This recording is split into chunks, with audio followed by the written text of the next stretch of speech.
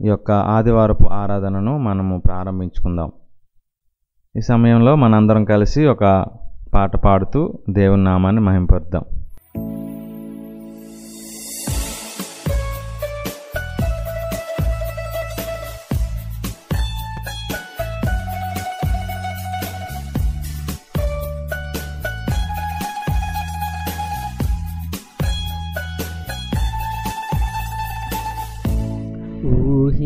ఊహించలేని మేలులతో నింపిన నా యేసయ్యా, నీకు నా వందనం.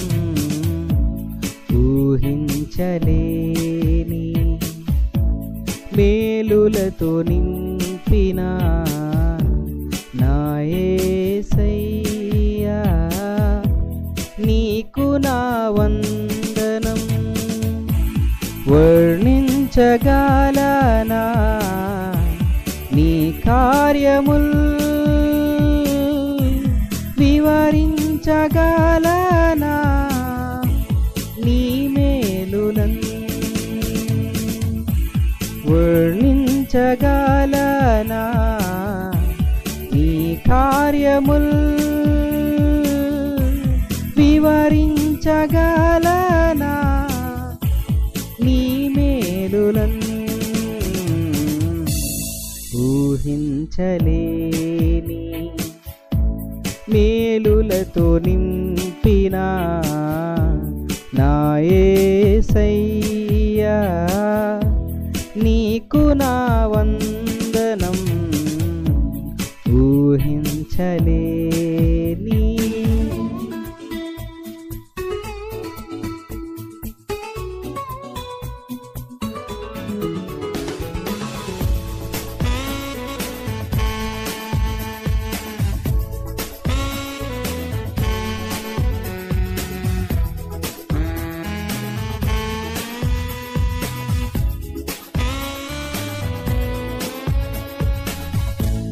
మేలులతో నా హృదయం తృప్తిపరచినావు. రక్షణ పాత్రనిచ్చి నిన్ను స్తుతింతును.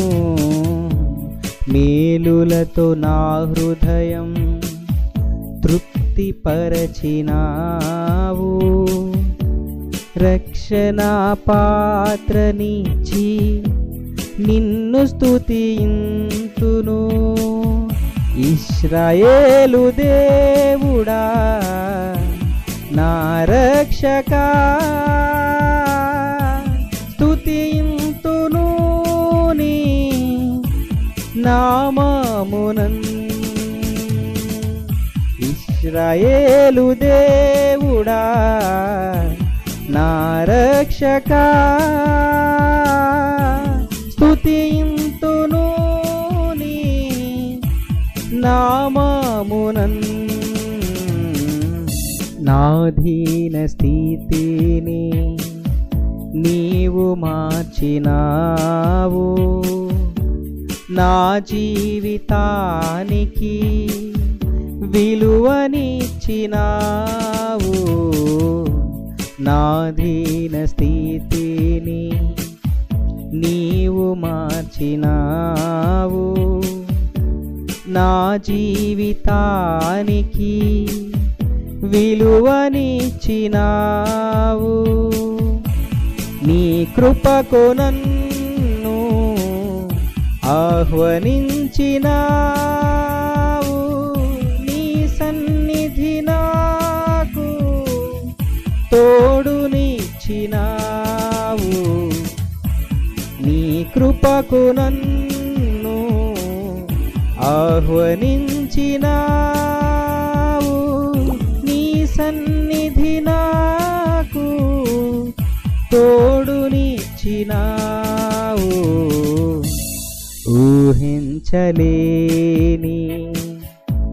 మేలులతో నింపిన నా యేసయ్యా, నీకు నా వందనం. ఈ యొక్క వాక్య ధ్యానాన్ని మనం ప్రారంభించుకుందాం. ప్రియ సహోదరి సహోదరులారా, మరొకసారి ప్రభువైన యేసుక్రీస్తు నామంలో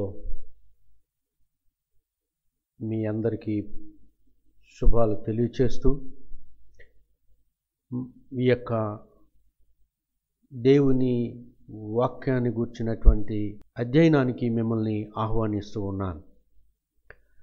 కొన్ని వారాల నుండి 2 అంశాలపై కొన్ని భాగాలుగా విభజించి నేను బోధిస్తూ ఉన్నాను. మొదటి అంశం ఏంటంటే, బైబిలు కల్పితమా లేకపోతే దైవ సత్యమా?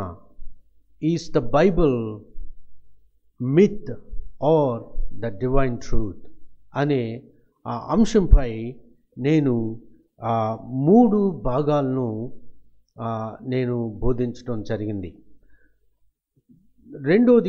రెండవ అంశం ఏంటంటే, top 10 reasons the Bible is true. So Bible యథార్థమైనదని నిర్ధారించే 10 రుజువులతో కూడినటువంటి అంశాలను నేను మీకు బోధించాను. దీనిలో మొదటి భాగం, రెండో భాగం. ఇప్పుడు మూడో భాగాన్ని మనము అధ్యయనం నేర్చుకుందాం.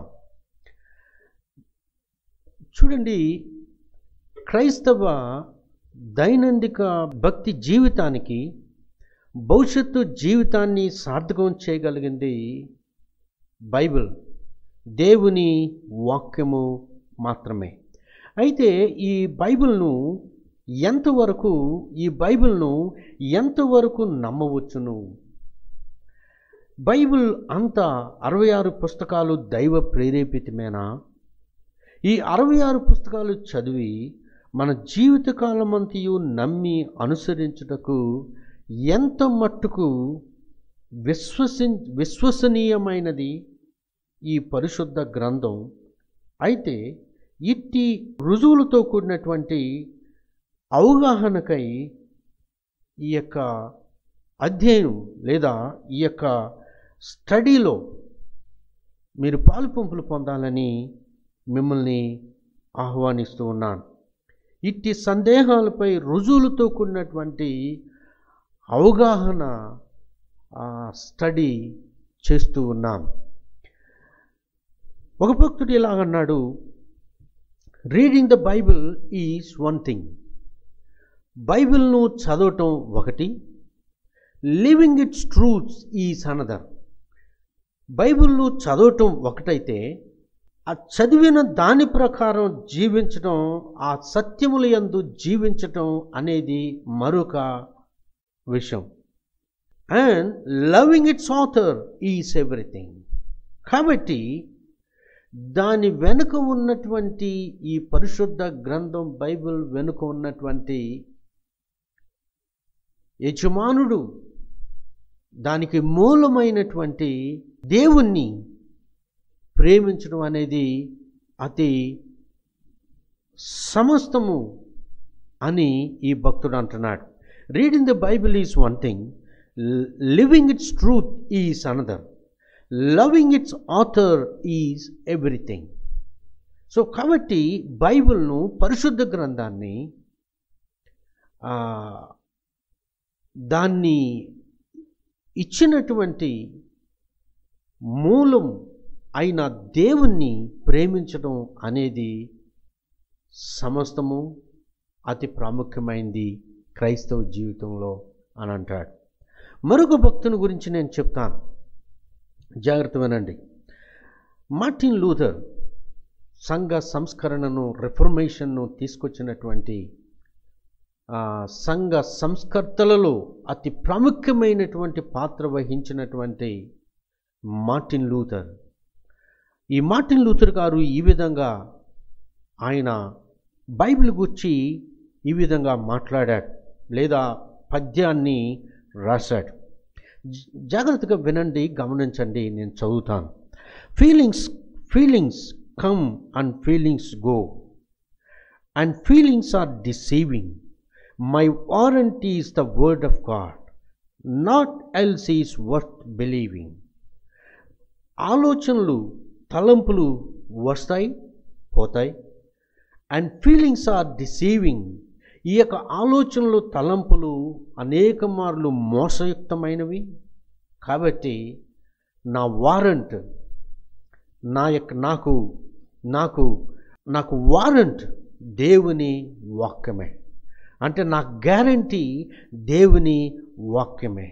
ఈ దేవుని వాక్యం తప్ప నమ్మశక్యమైనది ఏదీ లేదు. అంటే ఈయనేమంటాడంటే, నా తలంపుల్ని నేను నమ్మటం కాదు, నాకు వచ్చినటువంటి ఫీలింగ్స్, ఆలోచనలు నేను నమ్మను, కానీ దేవుని వాక్యం మాత్రమే నేను నమ్ముతాను అని అంటాడు. So his word is worth believing. ఆయన వాక్యము నమ్మదగినది, విశ్వసనీయమైనది అని అంటాడు.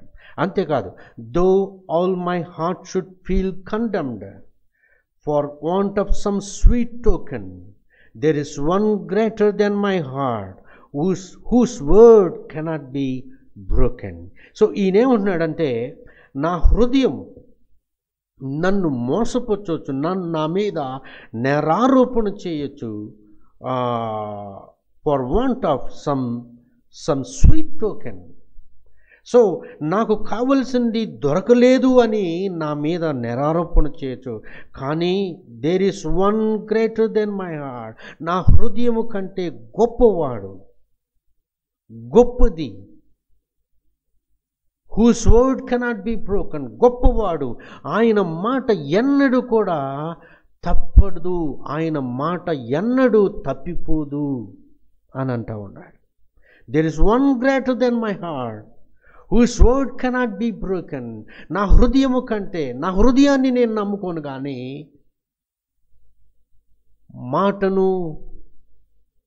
మాట ఇచ్చి మార్చుకొనటువంటి గొప్పవాడు, నా హృదయము కంటే గొప్పవాడున్నాడు. ఆయన ఈ పరిశుద్ధ గ్రంథాన్ని ఇచ్చినటువంటి వాడు అని అంటాడు. ఇంకా అంటాడు, I will trust in God's unchanging word. ఎప్పటికీ మార్పు చెందని దేవుని వాక్యాన్ని నేను నమ్ముకుంటాను. Till soul and body sever. ఈ యొక్క ప్రాణము, శరీరము కృషించిపోయినప్పటికీ కూడా, for though all things shall pass away, సమస్తము గతించును, his word shall stand for ever. ఆయన వాక్యము ఎన్నటికీ నిలిచి ఉండేదయ్యింది అని మార్టిన్ లూథర్ అని అంటారు. ఈ సంఘ సంస్కరణ అనేది బైబిల్ను బేస్ చేసుకుని, దేవుని వాక్యాన్ని బేస్ చేసుకుని అతను మార్టిన్ లూథర్ ఈ యొక్క రిఫర్మేషన్, మీకు అర్థం కావాలంటే ఈ ప్రొటెస్టెంట్ మూమెంట్ అనేది ఆయనతోనే ఆరంభమైంది. సో కాబట్టి ప్రియ సహోదరి సహోదరులారా, అందుకని నేను ఎందుకు ఎంతగా బైబిల్ మీద ఎంపసైజ్ చేస్తూ ఉన్నాను అనంటే, కారణం ఇది. మన క్రైస్తవ జీవితానికి, మన దైనందిక జీవితానికి బైబిల్ను మాత్రమే ఆధారం చేసుకుని జీవించవలసినటువంటి వారమై ఉన్నాం. సో కాబట్టి అందుచేతనే ఈ బైబిల్ గూర్చి చాలా భిన్న విధాలుగా బైబిల్ యొక్క గొప్పతనం, బైబిల్ యొక్క విశ్వసనీయతను గురించి నేను బోధిస్తూ ఉన్నాను. This subject is very interesting subject. ఈ సబ్జెక్ట్ చాలా చాలా ప్రాముఖ్యమైనది. కాబట్టి మీరందరూ కూడా ఈ యొక్క పార్ట్ 1, పార్ట్ 2, ఇది పార్ట్ 3, 3వ భాగంగా నేను బోధిస్తూ ఉన్నాను. సో కాబట్టి మిస్ కాకుండా మొదటి 3, అలాగే దీనికి ముందు ఇచ్చినటువంటి 2 భాగాలు ఉన్నాయి. వాటిని కూడా బైబిల్ కల్పితమా లేకపోతే బైబిల్ దైవ సత్యమా, డివైన్ ట్రూత్ అనే ఆ భాగాలను కూడా మీరు వినాలని మీకు వివరిస్తూ ఉన్నాను. యూట్యూబ్ ఛానల్లో, మా యొక్క లైట్ ఆఫ్ చర్చ్ హైదరాబాద్ అనేటువంటి ఈ యొక్క యూట్యూబ్ ఛానల్లో ఆ యొక్క భాగాలన్నీ కూడా, ఆ సిరీస్ మీరు వినాలని మీకు జ్ఞాపకం చేస్తూ ఉన్నాను. సో కాబట్టి ఈ టాప్ 10 రీజన్స్లో బైబిల్ యథార్థమని నిర్ధారించేటువంటి 10 సత్యాల్లో ఆఖరి సత్యం ఏంటంటే చేంజ్డ్ లైఫ్స్ అంటే మార్పు చెందినటువంటి జీవితాల గురించి నేను చెప్పాను. సో అందులో దానికి అనుబంధంగా మరి ఇంకా కొంచెం నేను మీకు కొన్ని విషయాలను నేను నేర్పించాలని ఇష్టపడుతూ ఉన్నాను. సో ఈ సమయంలో ఒక సహోదరుడు, ఒక దైవజనుడు, అమెరికా దేశానికి చెందినటువంటి ఒక దైవజనుడు గురించి నేను అతని గూర్చి, అతని జీవితం, అతని యొక్క సేవా జీవితం, దేవుని విషయంలో అతను దేవుని వాక్యాన్ని ఎలా నమ్మి తన జీవితాన్ని సార్థకం చేసుకున్నాడో ఆ వ్యక్తి జీవితాన్ని నేను మీకు కొన్ని విషయాలు నేను మీకు తెలియచేయాలని ఇష్టపడుతూ ఉన్నాను. అతని పేరు విలియం బర్డన్ అనేటువంటి ఈ యొక్క వ్యక్తి, మీకు ఈయన జీవిత చరిత్ర కూర్చున్నటువంటి పుస్తకం అమెజాన్లో దొరుకుతుంది. మీరు సెర్చ్ చేయొచ్చు, అమెజాన్లో మీరు కొనుక్కోవచ్చు ఈ బుక్ను. William burden of Yale, the man with a million for the Kingdom అనే టైటిల్ కలిగినటువంటి ఈ పుస్తకం అమెజాన్లో దొరుకుతుంది.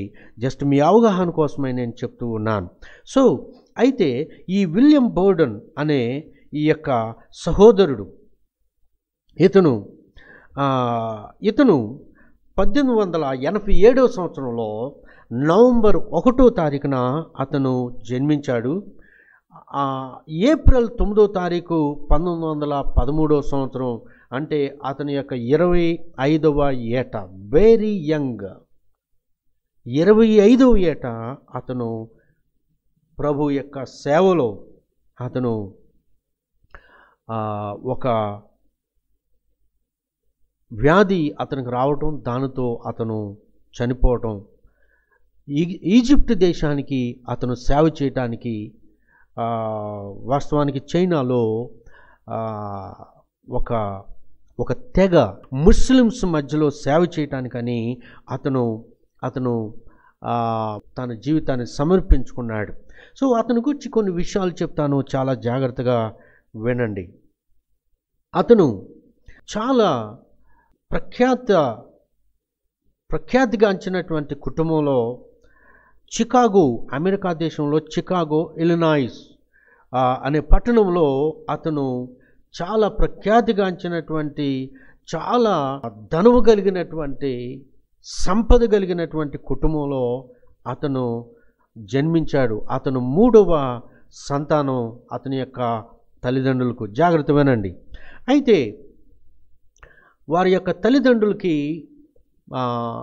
Mining industry ఉండేదంట. అంటే గనులు వ్యాపారం వారికి ఉండేది. అంతేకాదు రియల్ ఎస్టేట్ వ్యాపారం ఉండేది. సో చాలా విస్తారమైనటువంటి సంపద కలిగినటువంటి కుటుంబం. ఇతను 3వ సంతానం ముగ్గురులో. అయితే అతను 1894లో అతని తల్లి avenue church, Chicago avenue church అనే ఆ సంఘానికి, ఇప్పుడు దాన్ని మూడీ చర్చ్ అంటారు. ఇప్పుడు చికాగోలో ఇంకనూ ఆ చర్చ్ ఉంది, మూడీ చర్చ్. దానికి ముందు దాని పేరేంటంటే చికాగో ఎవెన్యూ చర్చ్ అనే ఆ సంఘానికి అప్పుడు డాక్టర్ ఆర్ఏ టోరీ గారు ఆ సంఘానికి కాపరిగా ఉన్నాడు. సో అతని తల్లి విలియం వైటింగ్ బోర్డన్ తల్లి అతన్ని చర్చికి తీసుకెళ్ళింది. సో చర్చికి తీసుకెళ్ళినప్పుడు ఆ రోజు డాక్టర్ ఆర్ఏ టోరీ గారు చెప్పినటువంటి వాక్యం విని అతను ప్రభుకి తన జీవితాన్ని అప్పగించుకోవడం జరిగింది.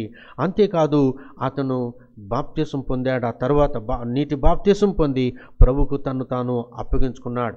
అప్పటి నుండి అతని యొక్క జీవితం మారిపోయింది. సో మన అంశం ఏంటంటే, బైబిల్ మనుషులను మార్చగలిగినటువంటి శక్తి కలిగినటువంటి దేవుని యొక్క వాక్యము అని, దేవుని వాక్యం యొక్క గొప్పతనం గురించి మనం చూస్తూ ఉన్నాం. సో ఈ యొక్క పరిశుద్ధ గ్రంథం, దేవుని వాక్యం అనేక మంది జీవితాలను ఎలాగూ మార్చిందో ఆ అంశంపై మనం స్టడీ చేస్తూ ఉన్నాం, ఆలోచన చేస్తూ ఉన్నాం. సో ఈ విలియం వైట్నింగ్ బర్డన్ అనేటువంటి సహోదరుడు డాక్టర్ ఆర్ఏ టోరీ గారు చెప్పినటువంటి వాక్యం, అతని యొక్క తల్లి అతన్ని చర్చికి తీసుకువెళ్ళటం, ఆ రోజు వాక్యాన్ని విని అతను మారుమనసు పొంది రక్షణ పొంది బాప్తిసం తీసుకోవటం జరిగింది. అప్పటి నుండి డైలీ అతని జీవితంలో ప్రార్థన చేయటం, అలాగే బైబిల్ చదవటం అనేది అతని జీవితంలో ఒక హాల్ మార్క్ లాగా అయిపోయింది.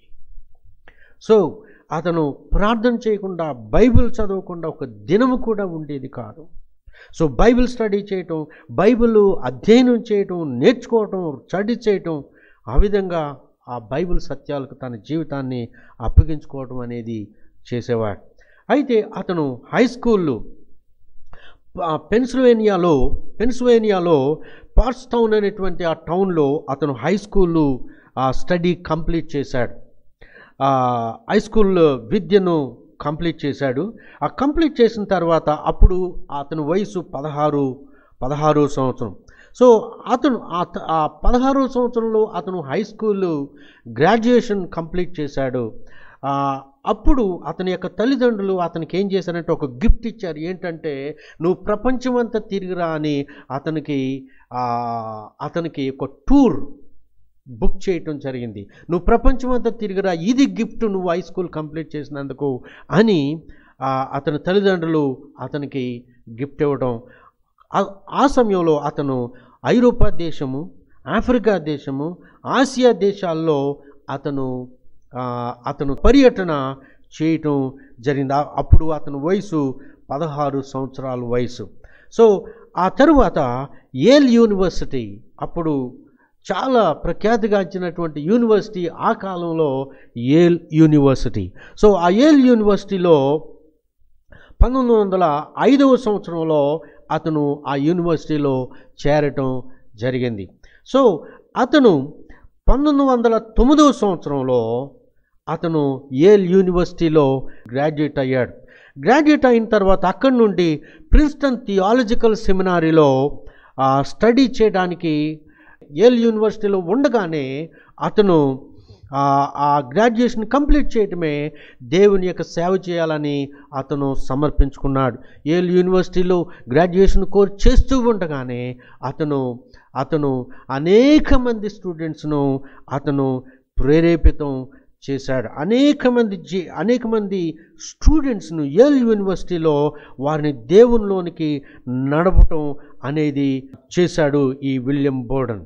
సో ఆ తరువాత ప్రిన్స్టన్ థియాలజికల్ సెమినారీలో అతను థియాలజీ వేదాంత విద్యను అభ్యసించిన తర్వాత అతను నార్థన్ చైనాలో ఉత్తర చైనా ప్రాంతంలో అతను ముస్లిమ్స్ మధ్యలో సేవ చేయడానికి అతను ఒక మిషనరీగా తాను సమర్పించుకున్నాడు.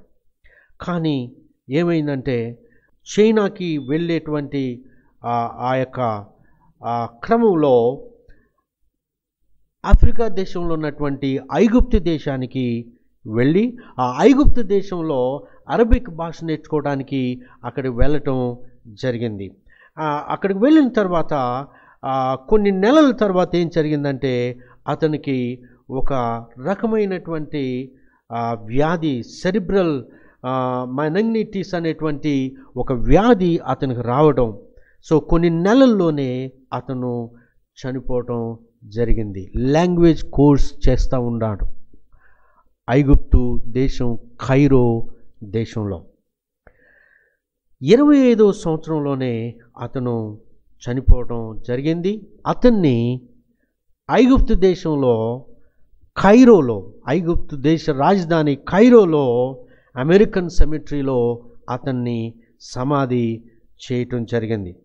క్లుప్తంగా నేను చెప్పాను. ఇంకా కొన్ని విషయాలు అతని గురించి నేను మీకు చెప్తాను.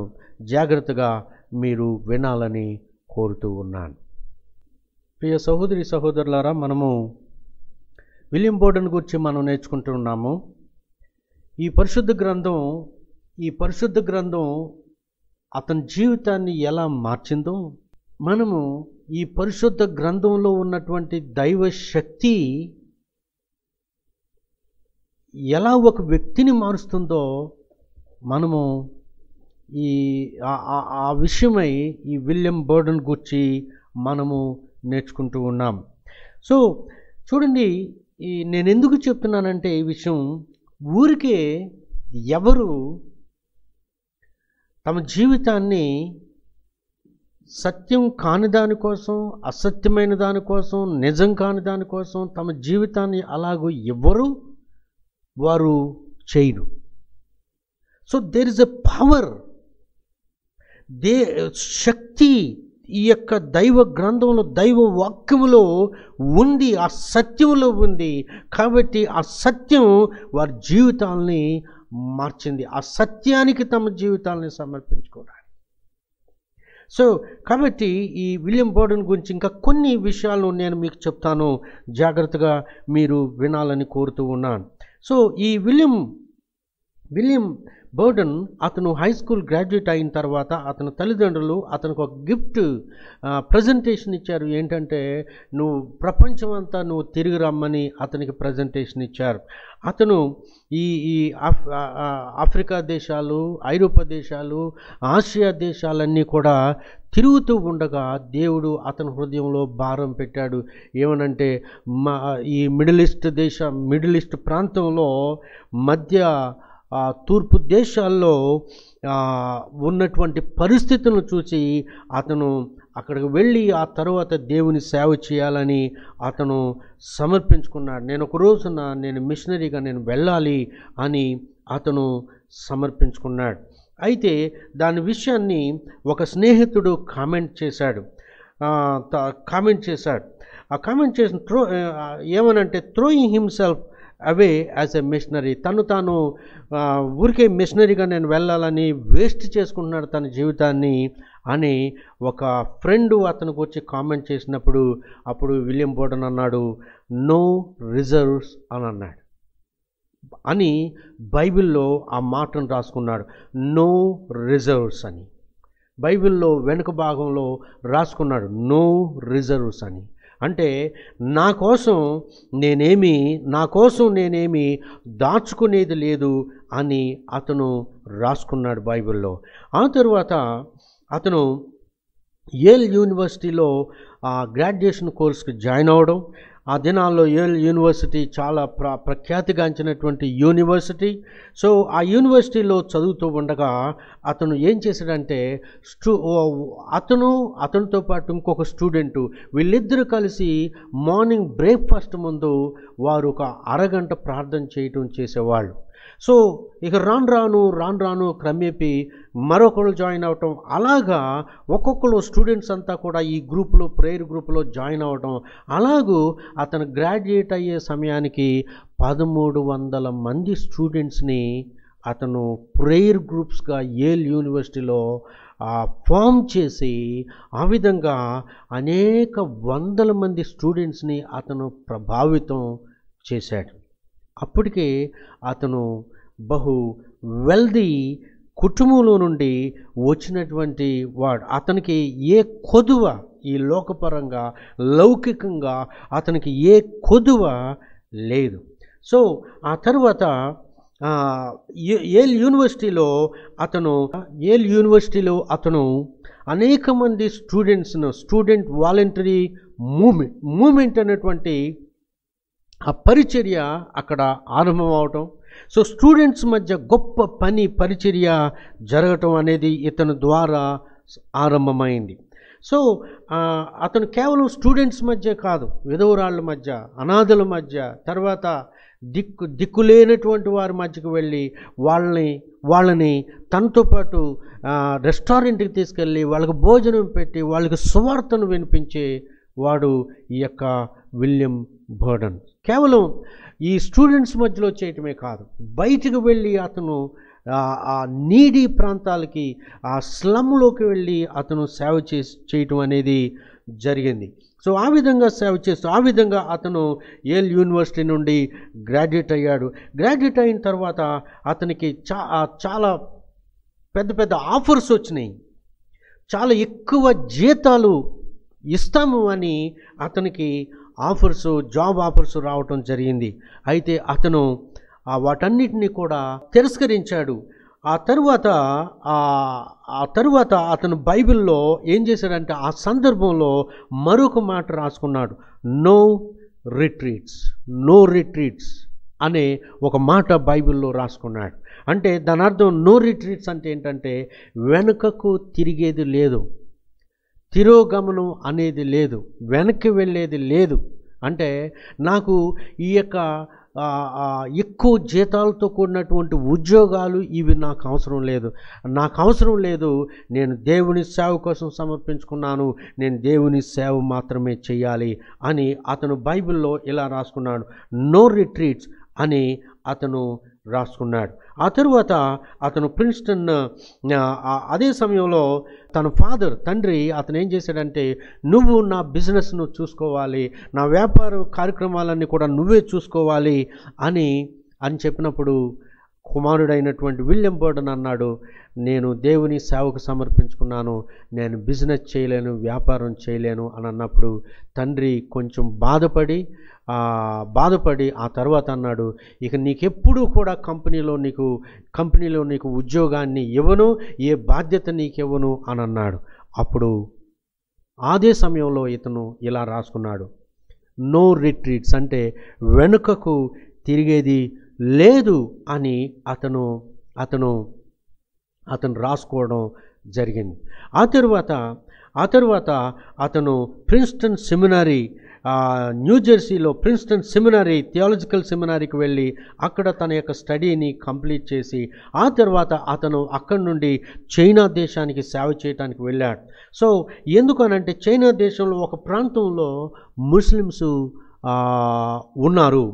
సో ఆ ముస్లిమ్స్ మధ్యలో సేవ చేయాలని అతను సమర్పించుకున్నాడు. సో అతను చైనా దేశానికి వెళుతూ ఆ దారి మధ్యలో మార్గంలో అతను ఏం చేశాడంటే ఐగుప్తు దేశంలో అతను ఆగాడు.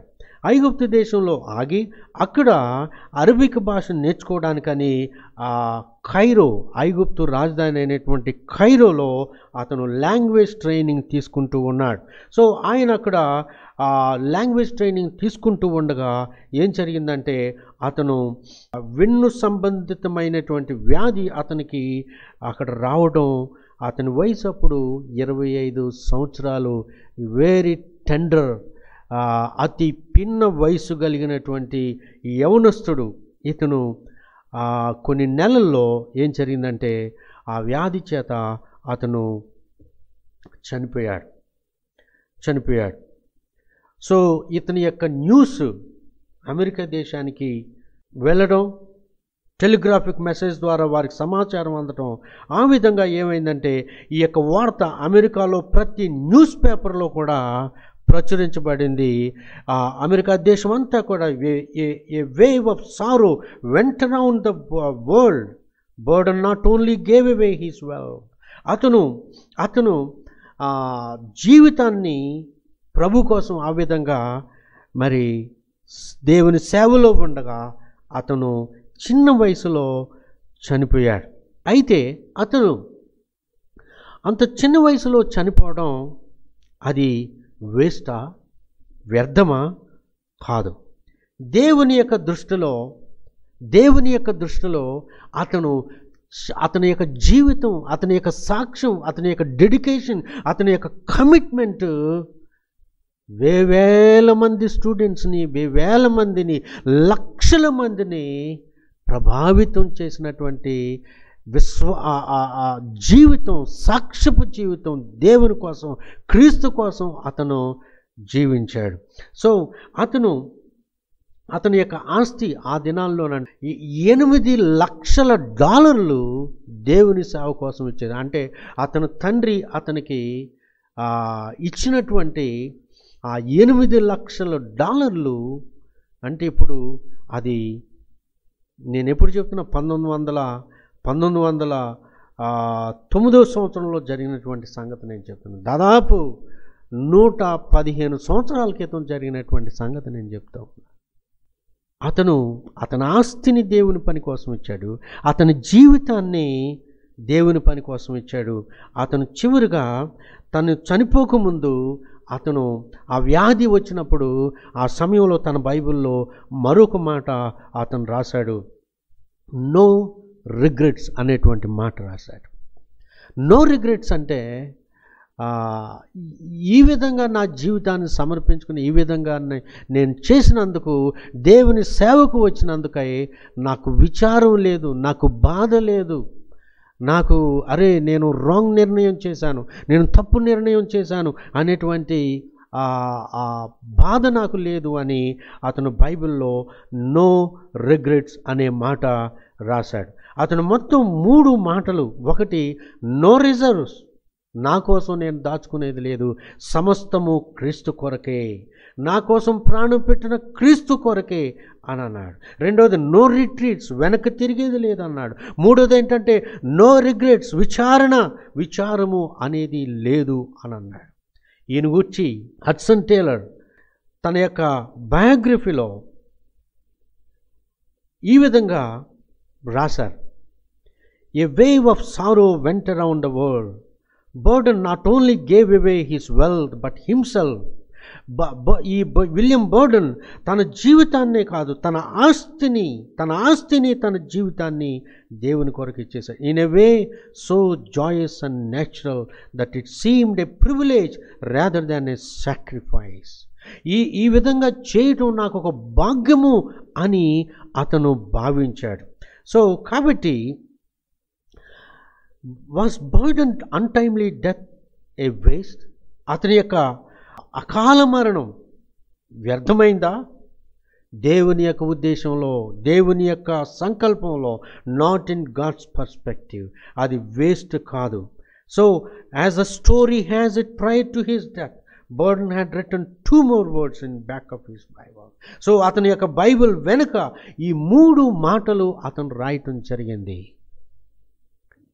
No reserves, no retreats, no regrets అని ఈ విధంగా అతను తన జీవితాన్ని ప్రభు కోసం సమర్పించుకుని ఈ దైవ గ్రంథం చదివి ఆ దైవ గ్రంథం ద్వారా అతని జీవితం మారిపోవటమే కాదు, అతను వేవేల మందిని, లక్షల మందిని ప్రభావితం చేశాడు. అంతేకాదు, చైనా దేశంలో ఇతని యొక్క జ్ఞాపకార్థంగా ఒక పెద్ద హాస్పిటల్ను నిర్మాణం చేశారు.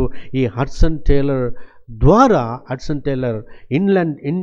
ఇన్లాండ్ మిషనరీ సంస్థ ద్వారా అక్కడ ఈయన జ్ఞాపకార్థమై అక్కడ హాస్పిటల్ చైనా దేశంలో కట్టడం, నిర్మాణం చేయటం జరిగింది. ప్రియా దేవుని బిడ్డలారా, నేను ఇక్కడ ముగిస్తూ ఉన్నాను. దేవుని వాక్యం ఎంత శక్తి కలిగింది. అంతేకాదు, ఈ విలియం బర్డన్ మాత్రమే కాదు, ఎంతోమంది, ద హ్యూజ్ లిస్ట్ నేను చెప్పగలను. ఎంతమంది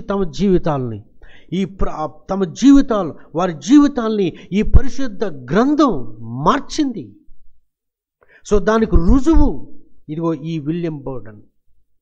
ఇప్పటికీ ఐగుప్తు దేశంలో కైరోలో ఇప్పటికీ కూడా ఆయన సమాధి కైరో పట్టణంలో, ఐగుప్తు దేశ రాజధానిలో అమెరికన్ సెమెట్రీ, అమెరికా వాళ్ళు చనిపోతే సమాధి చేసేటువంటి ఒక సమాధుల స్థలం ఉంది. ఆ సమాధుల స్థలంలో ఈయన యొక్క సమాధి. ఇప్పటికీ ఐగుప్తు వెళ్ళే క్రైస్తవ పర్యాటకులందరూ కూడా ఆయన సమాధిని కంపల్సరీగా దర్శిస్తారు. చూడండి, ఇప్పుడు ఆ యొక్క ఫోటో మీకు చూపిస్తాను, చూడండి. ఎంతమంది తమ జీవితాలను సమర్పించుకున్నారు ఈయన యొక్క జీవిత చరిత్రను చూసి. సో నేనంటాను, ఊరికే ఎవరు వారి జీవితాల్ని అబద్ధమైన దానికి, అసత్యమైన దానికి, నిజం కాని దానికోసం తమ జీవితాల్ని వారు ఎలాగూ వేస్ట్ చేసుకోరు. దీన్ని బట్టి ఈ బైబిల్ ఎంత సత్యము అనేది మీరు గ్రహించాలి. సో కాబట్టి సహోదరి సహోదరుడా, ఈ దైవ గ్రంథం యథార్థమైందని, సత్యమైనదని నువ్వు నమ్మాలని, ఈ బైబిల్ చదవాలని, ఈ బైబిల్ ప్రకారం నీ జీవితాన్ని కట్టుకోవాలని నేను నిన్ను ఆహ్వానిస్తూ ఉన్నాను.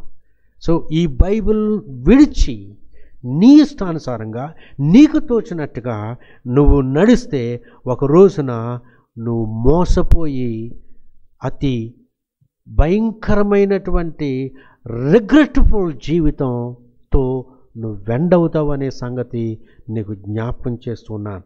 అందుకని మార్టిన్ లూథర్ గారు చెప్పినటువంటి మాట మరొకసారి మీకు జ్ఞాపకం చేసి నేను ఈ యొక్క ప్రసంగాన్ని నేను ముగిస్తాను. Feelings come and feelings go. ఈ యొక్క తలంపులు, ఆలోచనలు వస్తాయి, వెళ్ళిపోతాయి. And feelings are deceiving. ఈ మనిషికి వచ్చేటువంటి ఆలోచనలన్నీ మోసకరములు. కానీ my warranty is the word of God. నా యొక్క గ్యారంటీ, నా వారంటీ దేవుని యొక్క వాక్యమే. Naught else is worth believing. దేవుని వాక్యం తప్ప నమ్మదగింది లోకంలో ఏది లేదు. Though all my heart should feel the condemned for want of some sweet token, there is one greater than my heart whose word cannot be broken. So ఈ దేవుని వాక్యం, ఈ వాక్యాన్ని ఇచ్చినటువంటి దేవుని యొక్క మాట ఎన్నడూ మారదు, తప్పిపోదు. కాబట్టి I will trust in God's unchanging word till soul and body sever. For though all things shall pass away, his word shall stand forever. For though all things shall pass away, his word shall stand forever. అన్ని గతించిపోవచ్చు, కానీ ఆయన వాక్యం మాత్రం ఎల్లవేళలా సదాకాలము నిలిచి ఉండేది ఈ పరిశుద్ధ గ్రంథము. కాబట్టి ఈ గ్రంథాన్ని, ఈ పరిశుద్ధ వాక్యాన్ని, లేఖనాన్ని నువ్వు చదివి ఆ లేఖనం ప్రకారం నీ జీవితాన్ని సమర్పించుకో. విలియం బర్డన్ వలె అలా చేస్తావా? నేను ఆహ్వానిస్తూ ఉన్నాను దేవుని సేవకుడుగా. There is nothing else in this world that will stand except the word of God, the living word of God. సజీవమైన ఈ దేవుని వాక్యం తప్ప మరి ఏది కూడా ఈ లోకంలో నిలిచేది కాదు, స్థిరమైనది కాదు. కాబట్టి ఈ స్థిరమైన వాక్యానికి, దైవ సత్యానికి నిన్ను సమర్పించుకొని దేవుని మహిమ కోసం, అలాగే నీ జీవితాన్ని సార్థకం చేసుకోవాలని కోరుతూ ఈ మాటలను నేను ముగిస్తూ ఉన్నాను. ప్రార్థన చేద్దాం. తలలు వంచండి. ప్రేమ కలిగిన మా ప్రియ పరలోకపు తండ్రి, కనికర సంపన్నుడా, నీ పాదములకు వందనాలు, స్తుతులు, స్తోత్రాలు చెల్లిస్తున్నాను. ఈ సమయంలో ప్రభువా, నాయనా నీ కుమారుడు నాయనా బిలియం బర్డన్ గూర్చి ప్రభువా, నీ వాక్యం అతను ఎలా మార్చిందో, హౌ హిజ్ లైఫ్ చేంజ్డ్, అతని జీవితం ఎలా మార్చబడిన అతని జీవితం అనేక వేల మందికి ఎలాగూ మార్పుకు సాధనంగా అతను మారాడో ప్రభువా, నీ వాక్యం సత్యమైంది. మార్టిన్ లూథర్ గారు చెప్పినట్టుగా సదాకాలం నిలిచి ఉండేది నీ వాక్యం. అటు నీ వాక్యానికి ప్రభువా, ఈ యొక్క ప్రసంగం వింటున్నటువంటి బిడ్డలు ప్రేరేపించబడి ఆ వాక్యాన్ని తాము అప్పగించుకొని సమర్పించుకున్నట్లు మీరు సహాయం చేసి నడిపించమని, ఈ యొక్క వాక్యం, ఈ యొక్క ప్రసంగం, ఈ యొక్క టీచింగ్ వేల మందికి దీవెన కనుగొంటూ సహాయం చేయమని యేసు నామములో అడిగి వేడుకుంటున్నాం మా తండ్రి. ఆమేన్, ఆమేన్. Thank you. God bless you. దయచేసి గమనించండి, ఈ బైబిల్ యొక్క గొప్పతనం గురించి, ఈ బైబిలు యథార్థమైందని, దైవ సత్యమని అంశంపై మనం కొన్ని సిరీస్ ఆఫ్ టీచింగ్స్ వీడియోస్ మేము తయారు చేశాము. సో మొదటిది, is the Bible myth or the divine truth? Bible కల్పితమా లేకపోతే దైవ సత్యమా అనే ఈ అంశంపై 3 భాగాలు, పార్ట్ 1, పార్ట్ 2, పార్ట్ 3 పెట్టాం. సో దీన్ని గమనించండి. దాన్ని అవి మా యొక్క ఛానల్లో పెట్టడం జరిగింది. అలాగే top 10 reasons the Bible is true, Bible యథార్థము అని సత్యము అనడానికి 10 రుజువులతో కూడినటువంటి అంశాలను బోధిస్తూ ఇది 10వ ఆ 10 రీజన్స్లో పార్ట్ 1, పార్ట్ 2, పార్ట్ 3 ఇది 3వ భాగంగా మేము ప్రొడ్యూస్ చేయటం జరిగింది. కాబట్టి మీరు గమనించి ఈ యొక్క 6 భాగాలు ఇంకా తరువాత కూడా ఈ వచ్చే వీక్స్ కూడా రాబోయే వారాల్లో కూడా నేను మీకు ఈ అంశంపై కంటిన్యూ చేస్తాము. కాబట్టి మీరు గమనించి మీరు ఫాలో అవ్వాలని కోరుతూ ఉన్నాను. Thank you. God bless you.